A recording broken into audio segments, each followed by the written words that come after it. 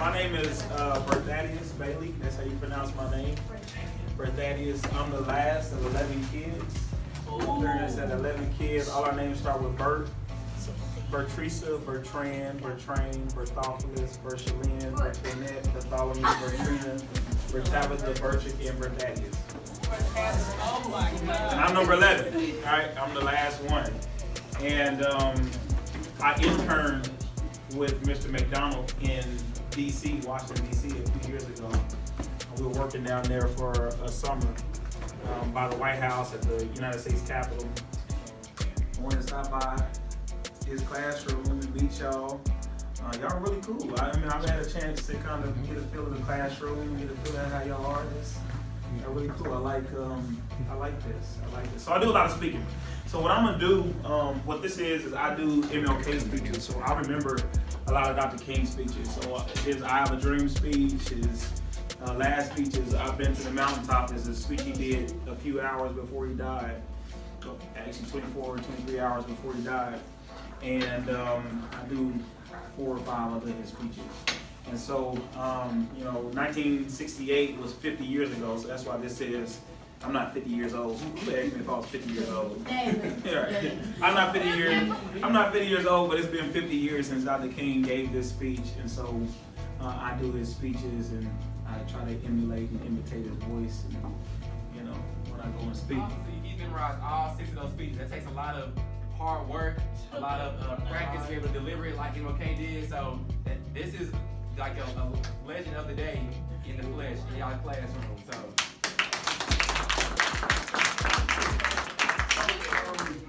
Everybody know I have a dream, so I'm gonna do a little bit of this one since it's been 50 years. All right, y'all ready?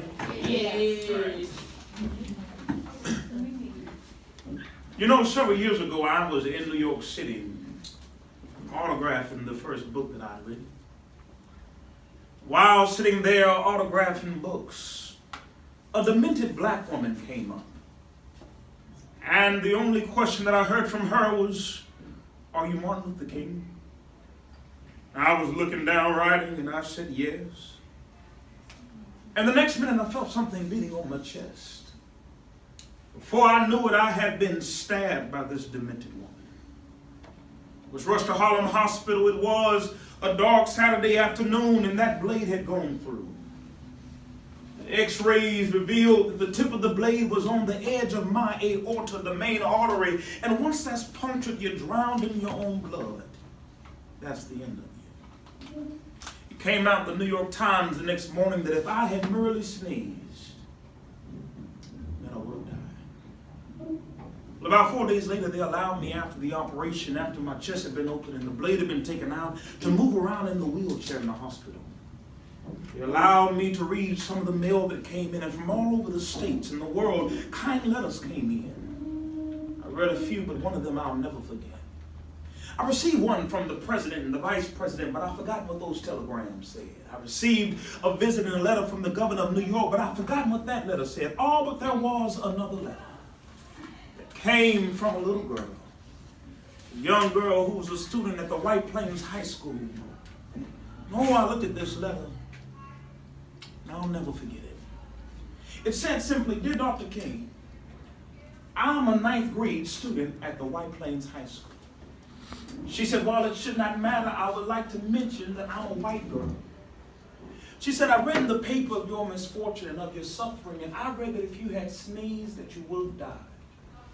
And so she said, "And so I'm simply writing you to say that I'm just so happy that you didn't sneeze." Oh, and I want to say tonight that I too am happy that I didn't sneeze.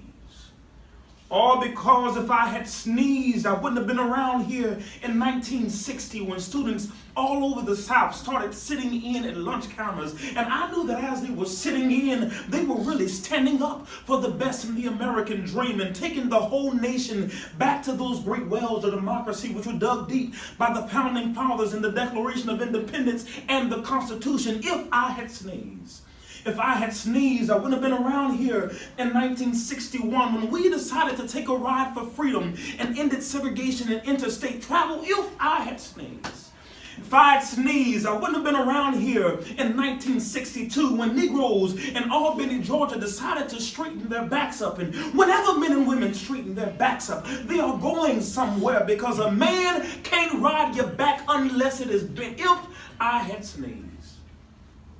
That's all I'm going to do for you.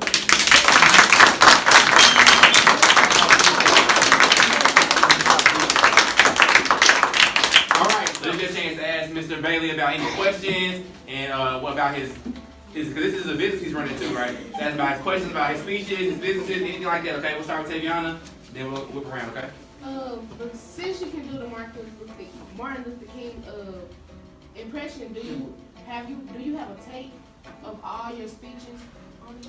You know, I am actually in the process. I just started a non-profit, a business. And so we're in the process right now of making a DVD with all of our, you know, because we travel around a lot to do these speeches. So I'm in the process of getting it done right now. There. How do you get your voice like that? You get your voice like that.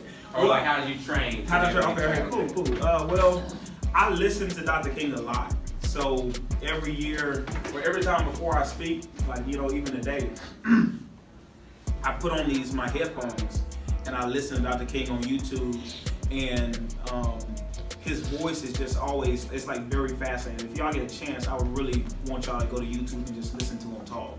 And so I try to imitate his voice, you know, when I listen to him. So after he says a line, I'll pause it and I'll say the line after him. And then if it don't sound like it, I'll rewind it and keep on doing it until my voice is deep enough to sound like Dr. King. And so I always, you know, I listen to him a lot. Who or what inspired you to do? Sure. In Tulsa, they have this competition. So the first speech I learned is called I Have a Dream. So I Have a Dream speech competition.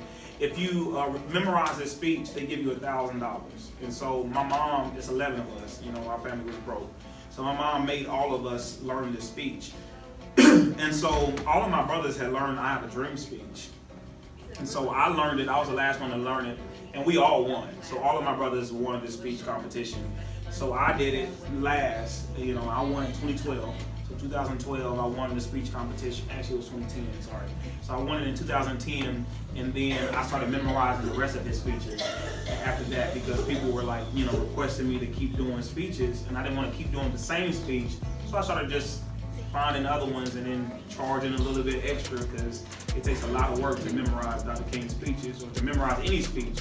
And so once you know, have something, that's like, you know, what is it, economics. When you have something that people really want, you can charge for it. So, you know, when I was, you know, first started off, people was like paying me $100 or something like that, you know, $50, $25. I was really grateful for that. But then I got better. So if I get better, to pay me to get better, right? So you got to match match what, you know, the economics or economics is. What is the two terms? Just pay you what you work, right? Pay me what you work, right? Exactly. So it went up astronomically. It takes a lot of practice. So every time I look for a place to live, so when I learned I Have a Dream speech, I learned it because we have a walk-in closet. At my house, at my parents' house, they have a walk-in closet. And so I always practice these speeches in a walk-in closet. So every time I look for a new apartment or a house, I always look for a walk-in closet because that's where I memorize speeches best. And I go in the closet, shut the door, and I just be walking around. Because I have no distractions, there ain't nothing but clothes hanging up in the closet. And so I'm just walking around practicing, and I can hear myself really good because it's a closed space. And so after a while, it hasn't been hard learning those speeches because, you know, I got the hang of it. I know how Dr. King talks. I know what he says a lot. So some of the speeches, he says the same things, you know, to a certain degree. He says some of the same things in his other speeches, so I can learn them pretty easily now. All right, so this is my last question before we show him a whole bunch of love with a standing ovation. What are some advice you would give if you talking to Bert in middle school? What would you tell yourself or these young faces in front of you, so how they can, you know, go on today with their dreams and their passions are?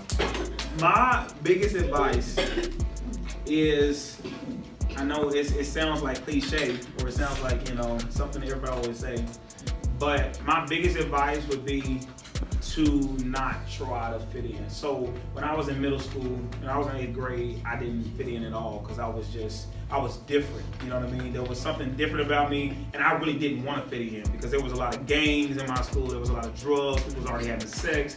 You know that I was a preacher's kid, so that's not really what I was interested in. Now here's the thing: because I wasn't interested in it. When I got to high school and I graduated with like $50,000 worth of scholarships. And so when I graduated in 2012, nobody was applying because they were so interested in, fitting in and being cool and SAC. I wasn't interested in none of that. So when I got to 12th grade year and I'm getting ready to go to college, all of my principal, my counselor, all my teachers, they nominated me for scholarships. So you graduated in 2012? I graduated in 2012 from high school. Yeah. And so when I graduated, they were like, am I old? Is it? No, she realized how young you were. Oh, okay. I'm 24, yeah. Just turned 24.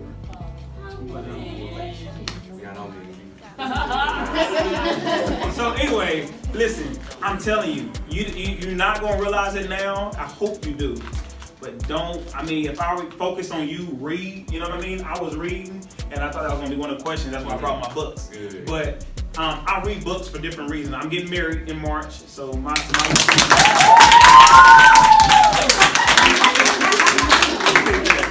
be in the wedding. Yeah, he's one of my groomsmen in the wedding.